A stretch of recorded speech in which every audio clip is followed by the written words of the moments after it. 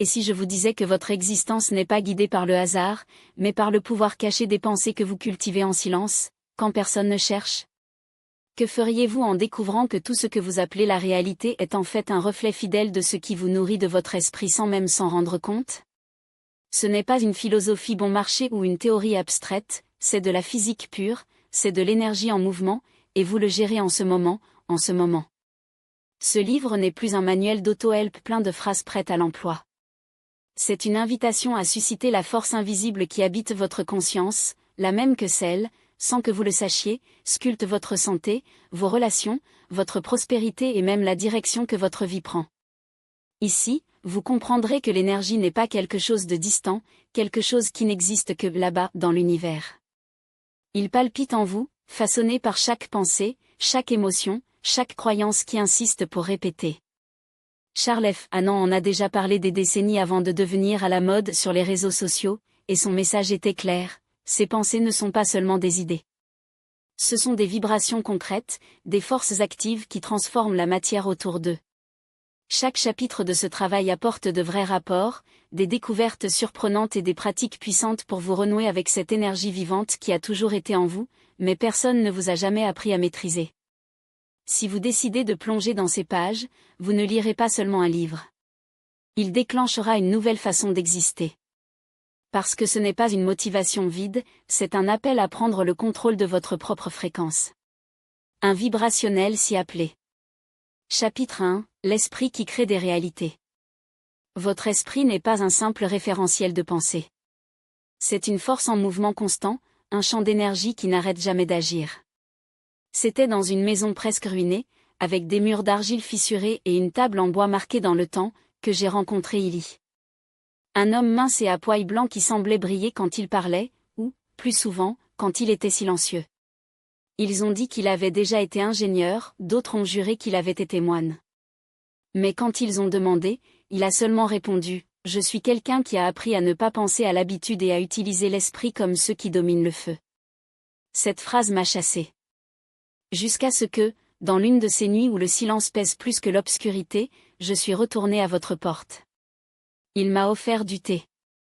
Après bébé, il a dit « Aujourd'hui, je vais vous montrer quelque chose, pas avec des mots, ni parce que vous en avez besoin. Mais pourquoi, au fond, vous savez déjà. » Il m'a demandé de fermer les yeux. Et puis je me suis senti. Ce n'était pas le vent, ce n'était pas le son. C'était comme si l'air devenait plus dense, comme si l'espace entre nous commençait à vibrer, pour se réchauffer. Il n'y avait pas de mouvement, il n'y avait pas de musique, juste une présence qui ne venait pas de l'extérieur. Quelque chose m'a touché sans main, une pression sur ma poitrine, un poignet doux à l'arrière, une sensation étrangement familière, comme si je l'avais déjà vécu. Quand j'ai ouvert les yeux, Elia était là, serein, avec un sourire presque imperceptible. « Que as-tu ressenti ?» Il a demandé. Je ne sais pas, comme si quelque chose me traversait. Il hocha la tête. C'était ma pensée. Pas comme un mot, pas comme une voix, comme une énergie pure. Parce que c'est ce que nous sommes, la pensée qui vibre, pensant, force qui crée sans effort lorsque nous le permettons. Cette nuit-là, il m'a donné un cahier usé. Sur la couverture, lisez, le système Master Switch de Charles F. Anand. Sur la première page, une phrase soulignée à l'encre fanée, la pensée est la cause. La condition est l'effet. Changez la cause, et le monde change avec vous. J'ai passé des semaines à dévorer ces pages. Ce n'était pas un livre commun. Ce n'était pas un guide. C'était une carte, pour ne pas vous dire où aller, mais pour révéler où vous avez toujours été sans vous en rendre compte. Et j'ai compris, tout ce que je pensais savoir sur mon esprit était incomplet. Ce n'était pas un endroit, ce n'était pas un processus mécanique. C'était un champ infini, une rivière qui ne s'arrête jamais à couler, une foudre qui vient de vous et atteint tout ce qui vous entoure, avant même de vous rendre compte. Lorsque nous pensons « non », nous ne refusons pas seulement, nous créons une résistance. Lorsque nous répétons une idée, nous ne réfléchissons pas seulement, nous plantons une graine. Et ce que nous plantons springs, parfois comme amour, parfois comme une maladie, comme une rencontre inattendue ou la même tristesse que nous insistons pour nous nourrir pendant des années. Combien de fois ai-je dit « je ne peux pas » Combien de fois la peur que vous ressentiez s'est réalisée? Non pas parce que le monde était cruel, mais parce que vous l'avez appelé avec votre propre vibration vous-même. Je me suis souvenu.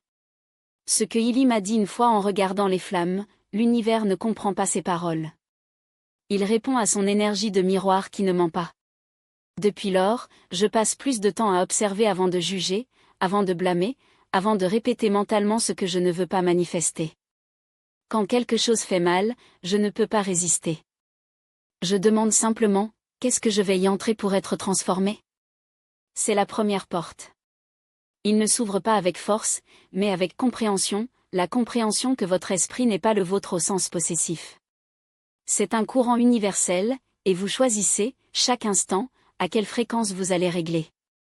Peut-être que vous avez déjà ressenti cela aussi, cette pensée qui n'a jamais verbalisé mais est devenue votre vie. Si vous avez jamais remarqué à quel point tout ce qui a semblé refléter ce que vous ressentez à l'intérieur, vous savez. Vous n'avez pas besoin de preuves. Il a vécu cela, car l'énergie que vous pensez vous habiter, et vous ne demandez pas la permission de créer. Chapitre 2, le champ invisible dans lequel vous vivez. Vous ne vivez pas seulement dans votre corps. Il vit immergé dans un domaine d'énergie qui réagit à sa fréquence interne. Enfant, je m'allongeais sur le sol du jardin de ma grand-mère, regardant les nubes passer, et je me demandais pourquoi. Parfois, je ressentais des choses sans que personne ne dise un mot. Ma grand-mère a parlé de gens qui sentaient l'environnement, qui ont capturé la tristesse, la colère ou l'amour de quelqu'un sans explication. À l'époque, je pensais que c'était juste de l'imagination. Aujourd'hui, je sais qu'elle parlait de quelque chose de très réel, le champ invisible qui nous entoure. Des années plus tard, j'ai compris ce que Annel voulait dire quand il a écrit « Chaque être humain vit dans une sphère de vibration, une aura qui répond au ton de ses pensées ». Ce n'était pas la lecture que j'ai compris, mais que je fais de l'expérience. Dans une chambre d'hôpital, ma mère était silencieuse, les yeux fermés. Même sans parler, sa souffrance a rempli l'air. Les infirmières se sentaient. L'atmosphère était lourde, comme si sa douleur était une présence physique, invisible pour les yeux, mais tangible pour ceux qui étaient attentifs. À ce moment, j'ai réalisé, les émotions ne sont pas coincées en nous. Ils projettent, se développent, se font sentir à distance. Ce sentiment que quelqu'un change l'humeur lorsque vous entrez dans un endroit? C'est votre système réalisant le champ d'énergie des autres. Nous ne vivons pas seulement dans notre peau. Nous existons dans une bulle vivante qui réagit à notre état intérieur. Lorsque vous pensez avoir peur, cette énergie se contracte. Lorsque vous pensez avec gratitude, il se développe. Quand il nourrit la haine, il est rigide. Et quand il embrasse le présent, il coule comme une rivière qui cesse de combattre le courant. Pourquoi est-ce important? Parce que le champ dans lequel vous êtes immergé n'est pas neutre. Nous ne vivons pas dans un monde passif. Nous vivons dans un champ magnétique. Et cette vibration que vous soutenez n'est pas un détail, c'est l'aimant invisible qui attire vos expériences. Je ne parle pas dans les métaphores. Je parle parce que j'ai vu de mes propres yeux. J'ai rencontré une femme qui portait le poids de l'abandon comme une seconde peau.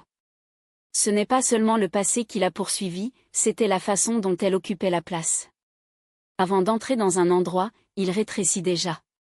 Avant de parler, je me suis déjà excusée avec les yeux. Il n'a pas dit « ne me rejette pas », mais son corps a crié, et le monde, toujours attentif, a répondu avec la même médaille, indifférence, distanciation, portes qui ont fermé avant même qu'elle ne touche le bouton. Jusqu'à un jour, épuisé d'être le même personnage dans un script qu'il n'a pas choisi, il a décidé de changer. Ne faisant pas semblant de courage, ne forçant pas un sourire, mais respirant différemment. Penser différemment. Vivre d'une autre fréquence. Et puis, sans rien changer, tout a changé pour elle. Non pas parce que le monde est devenu un autre, mais parce qu'il est devenu un autre dans ce même monde. Charles F. Annel a déjà dit, l'esprit humain est comme un air radio. L'univers ne répond pas à vos paroles, répond à la vibration que vous effectuez de manière persistante. Vous n'attirez pas ce que vous voulez. J'attire ce que c'est. Maintenant, vous comprenez pourquoi le même endroit peut sembler lourd avec une personne et la lumière avec une autre? Pourquoi une maison vide peut-elle garder la présence que personne ne voit, mais tout le monde ressent? Pourquoi un câlin peut-il guérir sans aucun mot? Ce n'est pas une suggestion. C'est l'énergie. C'est le champ invisible que nous éminions tous, que nous souhaitions ou non. Vous n'êtes pas dans le monde. Vous êtes dans une réalité façonnée par votre fréquence interne. Et lorsque vous soutenez à l'intérieur de ce que vous voulez voir à l'extérieur, les pièces commencent à s'adapter seules. La connexion qui ne s'attendait pas. La réunion qui n'a pas prévu. Le moment parfait que vous n'avez pas demandé, mais vous vous êtes planté de votre vibration sans même s'en rendre compte. Alors ce soir, quand vous entrez dans une pièce, ne pensez pas à ce que vous dites. Pensez, quel domaine je porte avec moi? Et si vous vous rendez compte que cela ne correspond pas à la vie que vous voulez, changez-la. Pas avec l'effort, pas avec la volonté, mais avec la présence. Parce que ce que vous appelez la réalité peut être juste l'écho du champ invisible que vous transmettez vous-même. Chapitre 3, la clé qui suscite la réalité. IAM est le courant vivant qui active l'univers en vous. Je ne savais plus ce que je faisais de ma vie. C'était l'une de ces phases où le corps bouge, mais l'âme n'accompagne pas. J'ai travaillé, mangé, dormi, mais au fond de rien ne m'appartenait. Ce n'était pas de la tristesse. C'était un vide qui n'avait pas de nom. Jusqu'à un après-midi, alors que j'ai obtenu de vieilles boîtes de livres, j'ai trouvé un rôle ridé entre les pages. Ce n'était pas le mien. Il aurait dû être là depuis des années, peut-être des décennies, oublié. Dans ce document, une phrase écrite avec de la peinture fanée, ce que vous déclarez avec « Je suis », l'univers commence à façonner. Je l'ai gardé silencieux, comme s'il recueillait une graine sans savoir quel arbre en jaillira. Quelques jours plus tard, sans but, je suis entré dans une librairie de livres d'occasion. Entre les étagères poussiéreuses, un titre m'a appelé « The Master Key System » par Charles F. Hannell. J'ai ouvert au hasard, sur la page, souligné au crayon, je lis « L'esprit universel répond à l'individu dans la mesure où il reconnaît son identité comme faisant partie de l'ensemble. Le nom de cette identité est « Je suis ». J'étais paralysé. Je n'avais jamais fait attention à ce que j'ai dit chaque fois que je prononçais « je suis ». Je suis un désastre. Je suis stupide. Je suis insuffisant. Je suis comme ça, je ne peux pas changer. Des phrases qui ont libéré en apesanteur, comme si elles étaient innocentes, mais en arrière-plan portaient un ordre énergétique. Un décret vibratoire que l'univers, fidèle, obéit. Hannell a expliqué, « Je suis » n'est pas une expression. C'est une clé. Une fréquence qui, lorsqu'elle est activée, déclenche une énergie universelle en vous. Chaque fois que vous dites « je le suis », vous ne décrivez pas votre réalité, vous la créez. Il connecte une chaîne qui commence à attirer des expériences qui confirment cette identité. J'ai vraiment compris la nuit où j'ai arrêté de dire « je suis perdu » et, d'une voix tremblante, osant dire « je suis clarté ». Rien n'a explosé pour le moment. Mais quelque chose en moi se redressa. Une partie profonde s'alignait, comme si, pour la première fois, j'avais tourné une clé dans une porte qui attendait depuis des années. Depuis lors, j'ai changé ma façon de me parler, pas pour un optimisme bon marché, mais parce que j'ai compris, chaque déclaration est une instruction énergétique. Chaque « je suis », je publie un voyage comme un code autour de moi et commence à configurer ce que je vais vivre. La réalité est en plastique à la conscience dominante, a écrit Hannell. Et le dominant n'est pas ce que vous répétez une fois. C'est ce que vous détenez silencieusement, année après année. Qui décrit avec votre énergie avant même d'ouvrir la bouche. J'ai vu mon environnement changer. Des relations qui ne résonnent plus avec mon nouveau « je suis » s'est éloigné. D'autres sont apparus. Les chemins qui semblaient bloqués ont commencé à s'ouvrir seuls. Non pas parce que le monde était devenu plus gentil, mais parce que j'avais cessé de déclarer qu'il ne le méritait pas. Donc, si vous vous êtes déjà demandé pourquoi les choses ne changent pas, pourquoi les mêmes modèles sont répétés, vous pourriez regarder plus attentivement ce que vous prétendez lorsque personne n'écoute. Pas aux autres. Toi-même. Parce que ce que vous répétez chaque matin, chaque nuit, chaque fois que quelque chose ne va pas, cela devient votre signature d'énergie. Et l'univers, comme un miroir, ne reflète que ce que vous êtes déjà. C'est la clé. Ce n'est pas magique. C'est réel. Simple. Puissant. Elias me l'a dit une fois, avant de dire au revoir pour toujours, les plus grandes portes ne s'ouvrent pas. Ils sont activés de l'intérieur, avec 2 mots, je suis. Et toi? Qu'est-ce qui crée chaque fois que vous parlez de vous? Si vous avez vécu quelque chose qui ne sachez pas comment, c'est devenu réel après avoir dit, alors vous savez, la clé a toujours été dans votre bouche. Et dans votre énergie. Chapitre 4, vous attirez ce qui rayonne. Vos désirs ne viennent pas par hasard. Vous les avez appelés avec votre énergie. Je ne me souviens pas quand je voulais pour la première fois quelque chose. Mais je me souviens de la première fois que j'avais honte de vouloir. J'avais 9 ans. Pendant un déjeuner en famille, quelqu'un m'a demandé quoi. Et je voulais être quand j'ai grandi. J'ai répondu sans penser, je veux être quelqu'un pour changer le monde avec votre voix. Il y avait un silence inconfortable. Puis rit. Un oncle a commenté, sèchement, regardez le prophète. Mieux vaut apprendre à changer ses notes en premier.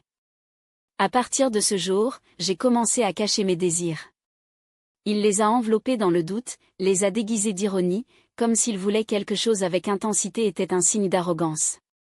Les années passent. Je souhaitais l'amour, les emplois, les nouvelles façons, mais presque toujours silencieux, comme si vous demandant quelque chose pour faire de moi quelqu'un qui en demandait trop. Jusqu'à ce que, un jour, en lisant Annel, une phrase m'arrête, le désir est la force d'attraction dans sa forme la plus pure. Ce que vous voulez avec l'intensité vibre déjà envers vous, si vous êtes en mesure de soutenir cette fréquence. Et puis, j'ai compris. Le vrai désir n'est pas un caprice. C'est un appel. Une fréquence qui commence à partir de vous et à laquelle l'univers a déjà commencé à répondre. Je me souvenais d'une femme que j'ai rencontrée lors d'un voyage. Elle avait passé des années à visualiser un endroit, une petite maison au milieu d'une forêt, un lac voisin, des oiseaux chantant à l'aube. Ce n'était pas seulement un rêve.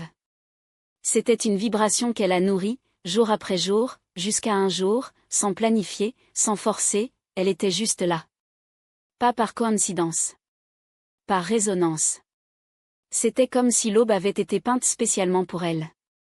Il n'avait jamais été dans cet endroit, mais chaque soir, je l'imaginais, chaque jour, il le ressentait sur sa peau, jusqu'à ce que, sans le chercher, un ami l'a invité à une retraite. Et là, c'était, les mêmes bois, cette même maison en bois, ce même lac reflétant le ciel comme un miroir. Il n'y avait pas de plan rationnel, il n'y avait pas d'effort calculé, uniquement la vibration soutenue de quelque chose qu'il aimait jusqu'à ce que la vie ne trouve pas le moyen de les unir à sa fréquence.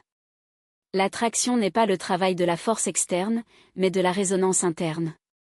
Comme l'a dit Charles F. Annel, vous n'attirez pas ce que vous voulez avec les mots, vous attirez ce que vous rayonnez sans vous en rendre compte. Si vous demandez l'amour, mais vibrez dans le besoin, il attire des absences déguisées d'affection. Si vous demandez l'abondance, mais que vous avancez dans le doute, attire des bugs soutenus. Si vous demandez la paix, mais nourrissez les guerres internes, attirez des distractions qui camouflent simplement le chaos. Il ne s'agit pas de répéter des mantras vides ou de prétendre une foi qui n'existe pas.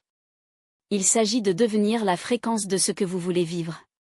Je me souviens d'Elia, cet homme sage avec quelques mots et des regards profonds, qui m'ont autrefois réparé avec une intensité qui semblait traverser les couches et a dit, tout ce que vous recherchez vous cherche déjà.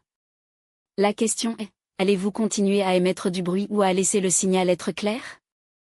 Et puis j'ai compris, chaque fois que je souhaite quelque chose pour de vrai, pas de l'anxiété, mais de certitude, mon corps change, mon énergie réorganise, ma journée gagne une autre texture. Si je peux me garder à cette fréquence, l'univers ne répond pas avec la magie, mais avec une cohérence énergique.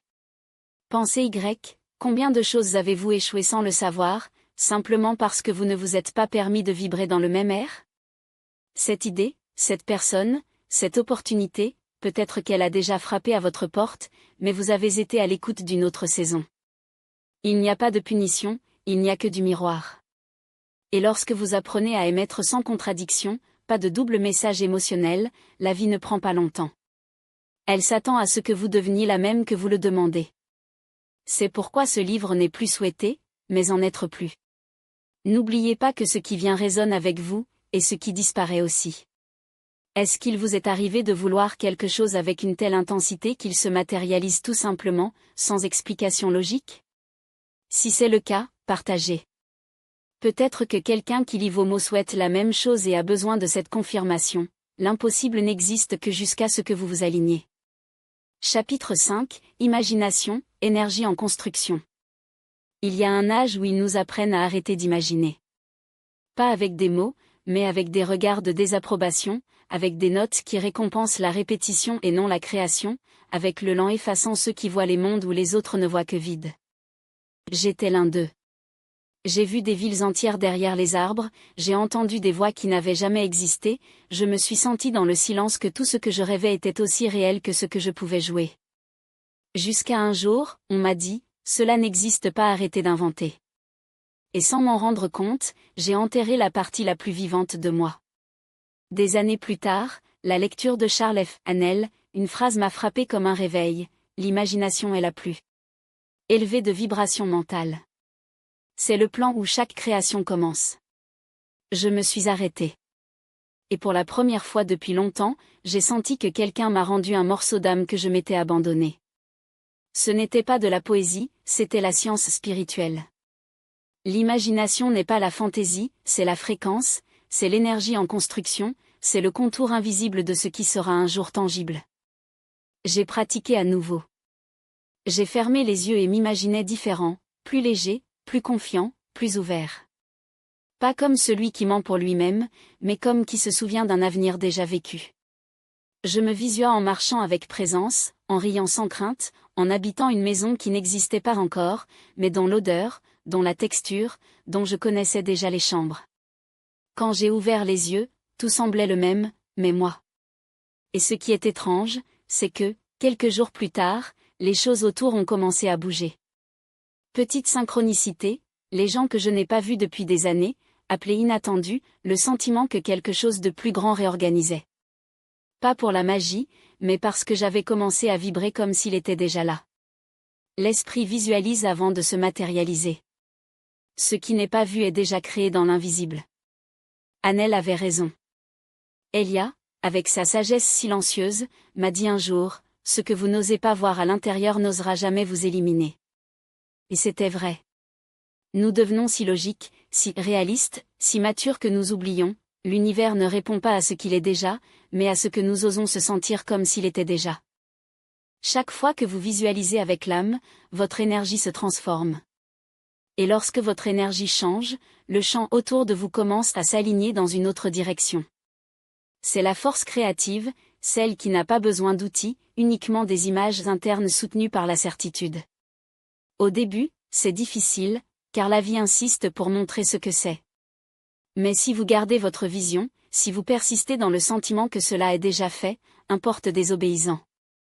J'ai imaginé quelque chose pendant des semaines, tous les matins, tous les soirs. Quand c'est finalement arrivé, c'était si naturel que je n'ai pas été surpris. Parce que, au fond, j'avais déjà vécu cela plusieurs fois. Ainsi, cela fonctionne, l'imagination est l'antérieur de la réalité. Ne croyez pas ce que vous pensez. Imaginez ce que vous êtes sur le point de créer.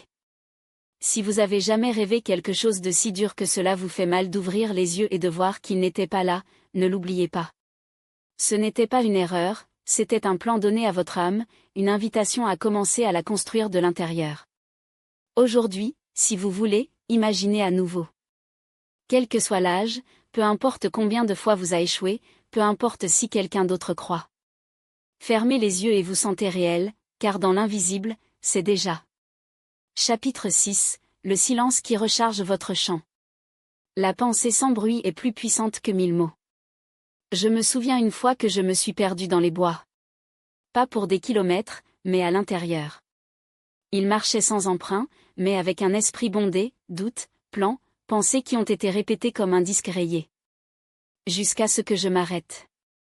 Pas par fatigue, mais parce que le poids de ma propre tête était devenu insupportable. J'ai fermé les yeux. Ne pas méditer, mais se rendre, pour voir si, un instant, le monde cesserait de crier. Et c'est là que cela s'est produit. Il n'y avait pas de révélation ni de vision, juste du silence. Mais pas ce vide ordinaire, mais un espace entre les pensées, une pièce secrète où elles ne nécessitent rien, ne jugent rien, rien de lutte. Seule présence. Hannell a écrit, le pouvoir se manifeste dans le repos. La vibration la plus élevée est née dans l'état de l'immobilité. Et soudain, j'ai compris sans avoir à analyser. Le silence n'est pas l'absence, c'est la réorganisation de l'énergie vivante. Je suis retourné à ce Woods plusieurs fois plus tard, pas pour marcher, mais pour l'être. J'ai appris à fermer les yeux pour ne pas échapper au monde, mais pour le trouver sans distraction. Et j'ai commencé à remarquer quelque chose, plus j'étais silencieux à l'intérieur, plus il y a du monde autour. Une plus grande clarté a émergé.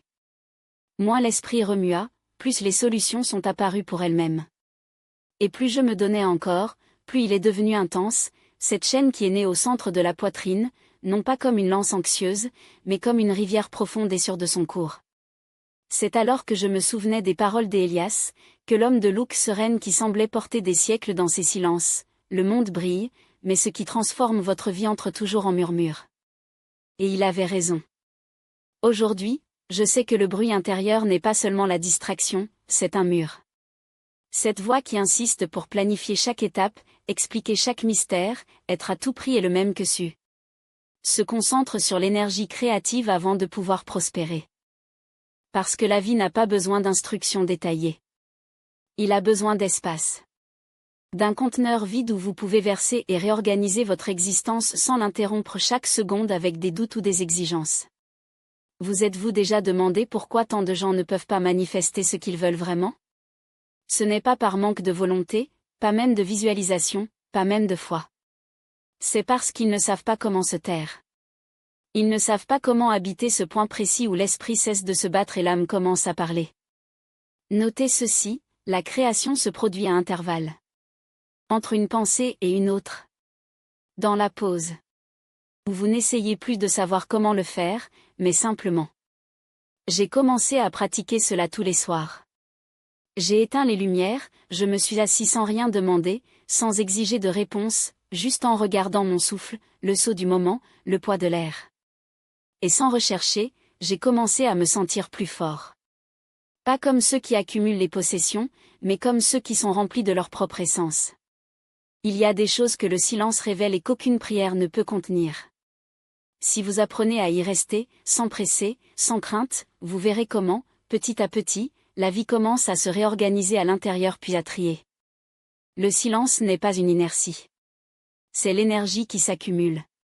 C'est un réglage des vibrations. C'est la respiration divine en vous sans avoir à mendier votre attention. Vous avez déjà ressenti ceci, ce moment où tout à l'intérieur de vous s'arrête, et sans aucune raison, vous savez que tout va bien. Si c'est le cas, vous connaissez déjà le chant. Et vous savez que vous n'avez pas à crier à vie. Assurez-vous simplement. Chapitre 7, la vibration de la pensée. Pendant des années, je croyais que les pensées étaient comme des éphémères de fumée, intouchables, se dissipant sans trace. Jusqu'à une nuit, j'ai découvert le contraire. Et la leçon est venue de quelqu'un qui n'a pas dit un mot, mais dont la pensée résonnait comme le tonnerre. Il était infirmière en service dans un vieil hôpital où mon père a été hospitalisé. J'ai dormi dans la même pièce, sur une chaise qui, par une ironie du destin, appelée « inclinable ». Cette nuit-là, le sommeil n'est pas venu. Pas par peur, mais parce que l'air a été chargé. Il n'y avait pas de bruit, il n'y avait pas de voix, et pourtant quelque chose a pressé l'environnement, comme si une force invisible poussait les murs de l'intérieur. Je me suis levée et je l'ai vue assise dans le coin, immobile, les yeux perdus dans le vide. Il n'a pas bougé. Je n'ai pas parlé.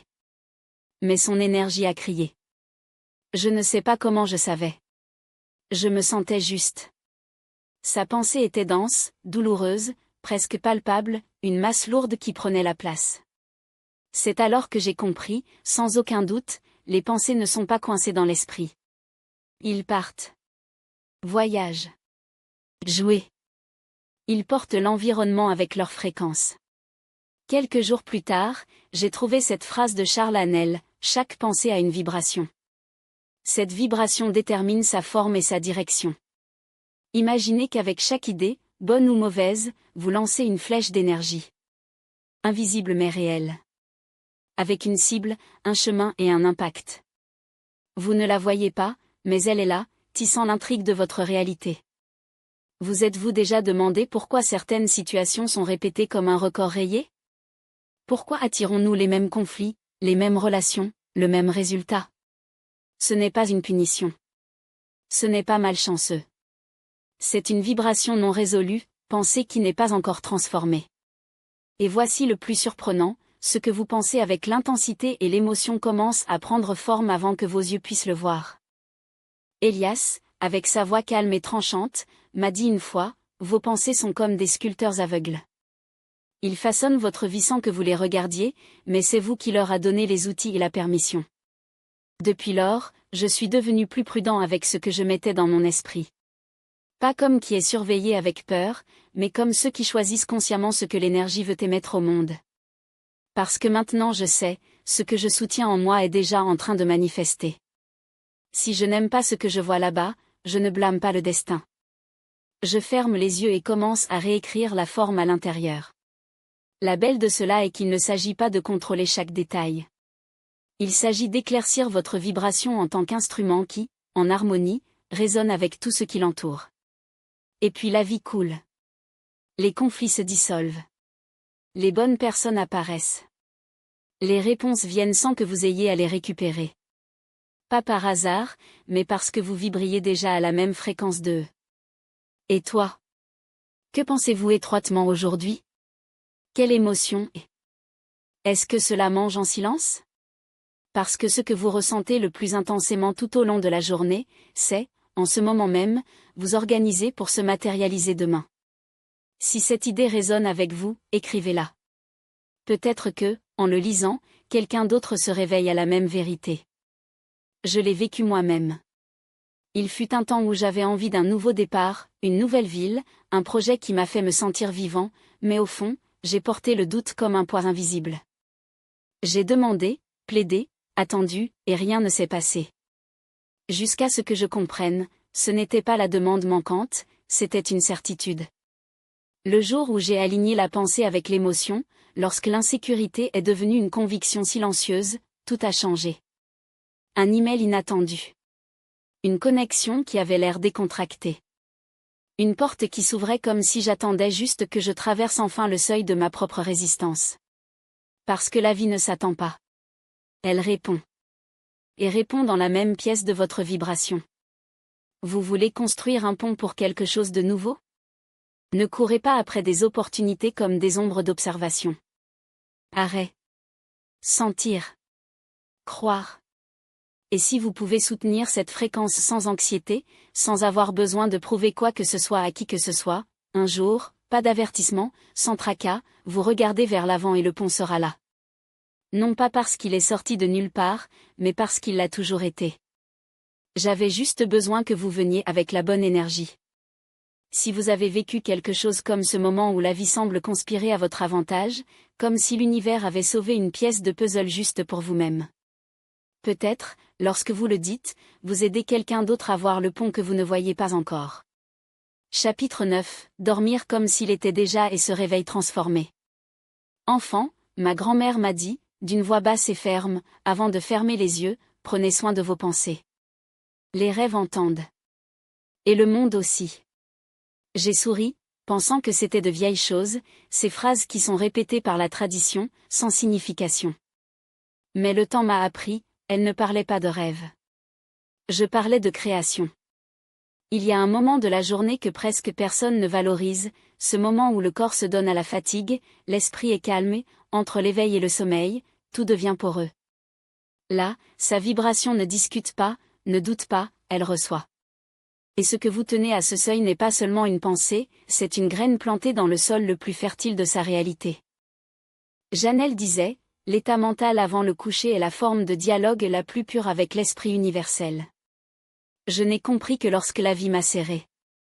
J'ai été noyé endetté, perdu dans l'incertitude, et chaque nuit, sans s'en rendre compte, j'ai arrosé cette énergie avec des phrases comme « je ne le ferai pas »,« rien ne fonctionnera »,« je suis lié à ça ». Et devinez quoi? Il s'est réveillé pire, comme si la nuit était une école de souffrance. Jusqu'à ce que, sur une page Annelle oubliée, j'ai trouvé une instruction presque imperceptible, avant de coucher, ne demandez pas santé. Visualisez la réalité souhaitée comme si c'était déjà la vôtre. Pas comme un désir, mais comme une vérité. Cette nuit-là, J'ai essayé. Ce n'était pas facile, l'esprit a résisté, la peur chuchotait, mais a insisté. J'ai fermé les yeux en me sentant la paix, la clarté, la solution, comme si elle était déjà là, tangible. Et quand je me suis réveillée, quelque chose en moi avait changé. Ce n'étaient pas les circonstances. C'était moi. Moins de peur. Plus d'idées. Une présence qui n'était pas là la veille. Le même matin, j'ai reçu un message qui changerait tout. Depuis lors, j'ai transformé le sommeil en rituel sacré. Je ne dors plus avec les problèmes, je dors avec la réponse. Pas comme une illusion, mais comme une vibration délivrée à l'univers, comme celui qui signe un contrat avec sa propre âme et fait confiance au résultat. Lorsque la réflexion et l'émotion fusionnent dans le seuil de sommeil, le subconscient agit comme un moteur silencieux. Annelle le résume avec une forte simplicité, l'univers cuit la nuit ce que vous avez semé dans le dernier souffle de la journée. Et il avait raison. Aujourd'hui, je sais que chaque nuit est une graine. Chaque matin, la récolte. Vous êtes-vous allongé avec un cœur lourd et vous vous êtes réveillé épuisé, comme si la nuit avait volé son énergie? Ou vous êtes-vous endormi en paix, et le lendemain, tout semblait couler sans effort? Il y a la preuve. Il n'a pas besoin de prières complexes ou de vues sans fin. Il a besoin d'une véritable émotion et d'une pensée claire. J'ai l'impression que c'était le vôtre. Dormez comme ça. Faites cela aujourd'hui. Pas avec désespoir, mais avec la foi tranquille d'un enfant qui sait, ce qu'il a demandé est déjà en route. Et puis, progressivement, la vie commencera à obéir. Pas à la vôtre. Les mots, mais à votre dernière énergie de la journée. Je ne voulais pas être écrivain. Ce n'était pas dans les plans. Il n'y avait pas de livre à la maison, pas de référence, pas de modèle ci-dessous. Mais un jour, quelque chose en moi attirait avec une urgence que je ne comprenais pas. Je savais juste que si je n'écrivais pas, je tombais malade, comme si les mots brûlaient en moi, exigeant la production. Annelle avait un moyen élégant d'expliquer cela, le désir et l'expansion de l'âme s'exprimant. Tout ce que vous voulez ne vient pas de vous. Il y a des désirs qui sont nés de l'ensemble, voulant se manifester à travers vous. Cela m'a tout changé. Cela m'a fait comprendre que certaines aspirations ne sont pas des erreurs, des caprices ou des folies. Ce sont des instructions vibratoires, des chuchotements de l'univers que vous seul pouvez exécuter. Avez-vous ressenti cela? Avez-vous déjà eu un coup de pouce incontrôlable de faire quelque chose, même si personne ne comprend? Même si vous ne savez pas comment expliquer? Ce désir n'était peut-être pas le vôtre, c'était un fragment de conscience qui voulait naître dans cet avion à travers vous. Charles F. Annel a déclaré que tout dans la vie existe en premier comme une forme mentale avant de devenir la matière.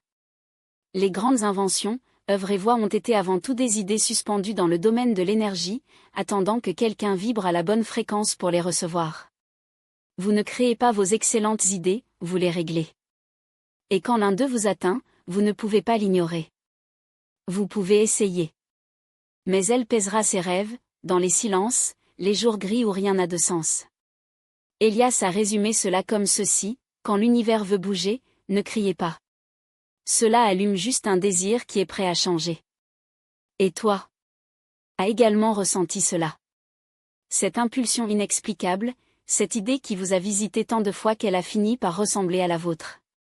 De cette façon, personne d'autre n'a vu, mais vous ne pouviez pas détourner le regard. Ce n'est pas fou. Il est choisi, non pas par une destination mystique, mais parce qu'il vibre déjà à la fréquence exacte du but qui lui appartient. Et si vous ignorez ce désir? Au début, rien ne se passe. Mais progressivement, tout perd le goût. Un jour, ne comprenant pas pourquoi, vous vous sentez vide, même en ayant tout, parce que ce désir n'était pas seulement un projet. C'était sa voie d'expansion. Quand il ne le suit pas, l'âme commence à se flétrir. Voulez-vous des conseils? Écoutez ce désir, même avec peur, même sans savoir par où commencer, même si personne ne comprend. S'il vous a choisi, c'est parce que vous seul pouvez vous façonner. Sinon, un autre le fera. Mais vous perdrez la chance de vous souvenir de ce qui est fait. Alors aujourd'hui, avant de vous coucher, demandez-vous, quel désir m'a cherché ces derniers temps, et j'ai évité? Si vous trouvez la réponse, vous savez déjà par où commencer. Chapitre 12, le jour où je ne voulais rien, et je comprenais tout. Ce n'était pas une journée spéciale. Il n'y avait pas d'éclipse, pas de bande sonore, pas de montagne ni de temple. J'étais juste à la maison, laver une assiette quand je ressentais quelque chose, un silence sans tristesse, une certitude sans mots. Ce jour-là, je ne voulais rien. Il ne souhaitait plus d'argent, pas de réponse, pas de guérison, pas de reconnaissance. Pas même la clarté. Ce n'était qu'en paix. Et dans ce silence intérieur, j'ai compris quelque chose qu'aucun livre ne m'avait appris, le moment où nous avons cessé de poursuivre est le moment où nous devenons. Annel a dit, l'esprit qui comprenait son unité avec l'ensemble n'a pas besoin de demander, déclare juste, car il le sait déjà. Il ne s'agissait pas de renoncer à la vie ou d'abandonner les rêves. C'était autre chose. C'était l'expérience de savoir que tout ce que je cherchais m'habitait déjà, non pas comme une question, mais comme une vibration, comme champ disponible comme possibilité de vie. Et si vous cessiez d'interrompre avec l'anxiété, cela viendrait. Ce jour-là, pour la première fois depuis longtemps, je n'ai pas demandé. Je vous ai remercié, pas pour ce que vous aviez, mais pour ce que c'était. Et puis j'ai compris, Living Energy réagit mieux à ceux qui vibrent de l'exhaustivité, pas par manque. Vous n'avez pas besoin d'être vide pour recevoir. Il vous suffit d'arrêter de nier que c'est suffisant. Elias a écrit dans sa dernière lettre, vous n'êtes pas un conteneur vide à remplir. C'est une flamme vivante qui doit juste se rappeler que c'est allumé. Depuis lors, beaucoup de choses ont changé dans ma vie. Non pas parce que j'ai demandé, mais parce que j'ai cessé de vibrer comme quelqu'un qui ne le méritait pas. Et quand vous faites cela, la vie est simplifiée. Les chemins s'ouvrent, les bonnes personnes arrivent, les idées coulent. Et surtout, vous arrêtez de vivre dans la peur, car vous savez que rien ne peut manquer. Lorsque vous vous souvenez que c'est la source, ce livre se termine, mais le chemin, non. Parce que ce livre n'est pas venu donner une méthode, une doctrine ou un système INF. Vivant. Il est venu à se souvenir de quelque chose que vous saviez déjà, mais j'ai oublié au milieu de tant de bruit, vos pensées sont des choses. Ils vivent de l'énergie.